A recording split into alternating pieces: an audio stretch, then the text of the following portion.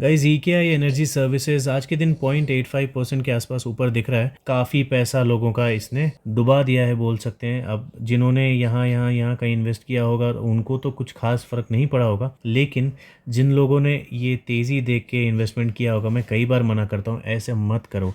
इस तरह के खड़ी चढ़ाई वाले स्टॉक्स में मत घुसो। फिर भी लोग जाना चाहते हैं, शॉर्ट टर्म में पैसा कमाना चाहते हैं, तो फंस जाते हो आप लोग इसी की वजह से। अब ये फॉल आया क्यों है? इसमें जो न्यू ऑडिटर्स थे उन्होंने कंसर्न रेज किया था over the companies financial statements. ठीक है, तो इनको इसके अंदर में घपलेबाजी दिखी थी, एक तरह से आप बोल सकते हैं फ्रॉड दिखा था।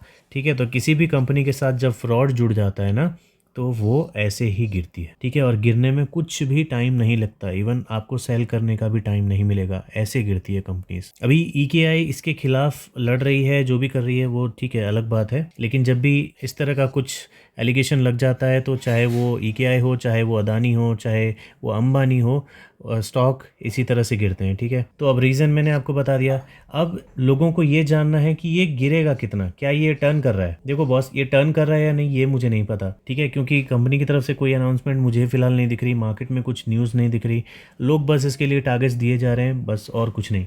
अब मेरे हिसाब से जो भी इस तरह का गिरता हुआ स्टॉक हो, उसमें जब तक कुछ ऐसी पॉजिटिविटी आपको आपकी आंखों के सामने ना दिखे जिसकी वजह से आपको लगे कि हाँ अब सब कुछ ठीक हो गया, तब तक आपको इस तरह की कंपनी में रिस्क नहीं लेना चाहिए। आप रिस्क लेना क्यों चाहते हो? ठीक है, और दूसरी चीज़ देखो, अभी ये गिरा है, मेरे हिसाब से इस तरह की कंपनीज जब गिरती है ना, तो उनका RSI 40 के क्या 30 के भी नीचे चला जाता है। ठीक है, अभी इसका RSI 46 चल रहा है, 40 के नीचे इसका RSI नहीं गया है, तो चांसेस तो अभी इसके और गिरने के भी हैं। अब मैं अलग अलग टाइप के इन्वेस्टर्स के लिए अलग अलग स्ट्रैटेजी कैसे बताऊं, मुझे नहीं पता। मतलब अगर आपने यहाँ इन्वेस्टमेंट किया है, कहीं भी इन्वेस्टमेंट किया है यार, आपने यहाँ पे भी इन्वेस्टमेंट किया है, तो आपका कितना टाइम यहाँ पे वेस्ट हुआ है, तो एक तरह से वो आपका लॉस ही है। आपको प्रॉफिट में ग्रीन में दिखा रहा होगा अभी भी, लेकिन एक तरह से वो आपका लॉस है। इतना टाइम आपने किसी शेयर के ऊपर वेस्ट किया, यहाँ तक प्रॉफिट देखा आपने, और उसके बाद अब क्या आपको मिला? कुछ नहीं। तो उन लोगों ने जिन्होंने यहाँ से यहाँ तक की तेज़ी देखी और इस तरह के अनयूजुअल फॉल्स देखे, इस तरह के बड़े बड़े विक्स देखे, सेलिंग प्रेशर बोलते हैं इसको, तो ऐसा सेलिंग प्रेशर देख के जिन्होंने प्रॉफिट बुक कर लिया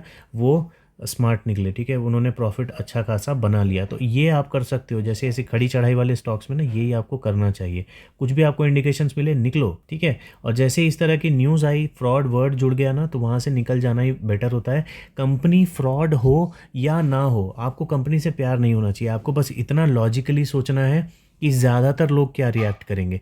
ज़्यादातर लोग इसको बेच के निकलने की कोशिश करेंगे, तो आप भले कंपनी को सही मानते हो या सही भी हो कंपनी, तो भी वो गिरेगी, तो आपका तो पैसा डूबेगा ना बॉस। तो इसलिए आपको कभी भी इमोशनली अटैच नहीं हो जाना है किसी कंपनी से कि नहीं ऐसा नहीं भी हो सकता है, शायद सारे बेच के निकल जाए, मैं अकेला इसमें रह जाऊँ, बहुत फ़ायदा होगा। ऐसा कुछ नहीं होने वाला है। स्टॉक गिरेगा तो आपके पैसे भी गिरेंगे ही बॉस। ठीक है, तो ये मेरा मानना है, आपकी थॉट कुछ और हो सकती है। तो अभी के टाइम पे मुझे ऐसा लग रहा है कि इसमें शायद और गिरावट होगी। इसको और पक्का करने के लिए आप इसका शेयर होल्डिंग पैटर्न देख सकते हैं, जहां पे प्रमोटर ने भले थोड़ा कुछ पॉइंट्स में ही कम किया, तो इसे हम लोग स्टेबल ही बोलेंगे, इसमें कोई चेंजेस नहीं है। लेकिन यहाँ पे देखो, FII ने लगभग पूरा बेच दिया, DIA ने पूरा ही बेच दिया। ठीक है, तो ये पूरा का पूरा कौन खरीद रहे हो? आप लोग खरीद रहे हो यार। आप लोग ऐसा मत करो, गिरती हुई चीज़ में एवरेजिंग करना बंद कर दो। ठीक है, ये आपके इसको रियल एवरेजिंग नहीं बोलते हैं। एवरेजिंग उसको बोलते हैं कि मान लो ए स्टॉक में आपने ऊपर में बाइंग की, वो गिर गया।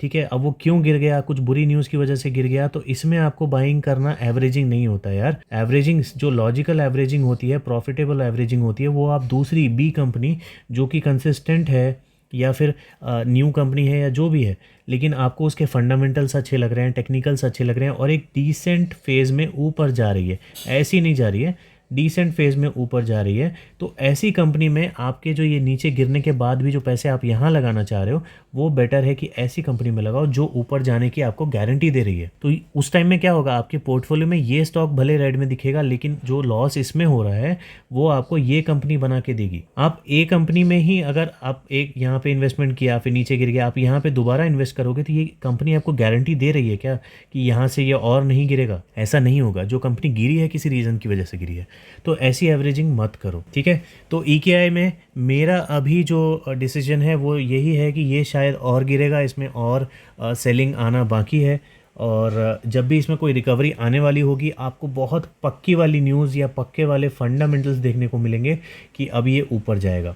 अच्छी चीज़ इसमें सिर्फ यही है कि प्रोमोटर ने अपने स्टेक को नहीं बेचा है, मतलब इसमें होप है। ठीक है, तो होप है तो इसमें फ़ायदा उनका ही होगा जो अभी इसमें अच्छी पॉजिटिविटी एफआईआई, डीआईआई और बाकी की फंडामेंटल्स एंड टेक्निकल्स में देके जो एंट्री करेंगे बाद में, उनको ही फ़ायदा हो सकता है। बाकी जो लोग ऊपर फंस चुके हैं, बॉस आपका पैसा काफ़ी टाइम तक फंसा रहने वाला है। एग्जाम्पल के लिए आप अदानी को ही ले लो। बीच में एक पॉजिटिव न्यूज़ भी आई थी उसमें कि उनको कोर्ट ने मतलब क्लीन चिट दे दी है और कुछ कुछ बाकी है उनको क्लीन चिट मिलना, लेकिन फिर भी उनका स्टॉक रिकवर नहीं कर पा रहा। ठीक है, तो एक बार जब पैनिक हो जाता है ना तो फिर स्टॉक की हालत पहले जैसी अच्छी नहीं हो पाती। ओके, तो इसको आप एक लेसन के जैसे ही लो और बाकी आप क्या डिसीजन इसमें लेने वाले हो मुझे कमेंट सेक्शन में या फिर टेलीग्राम में बता सकते हो। इस वीडियो में इतना ही, मिलते हैं अगली वीडियो में।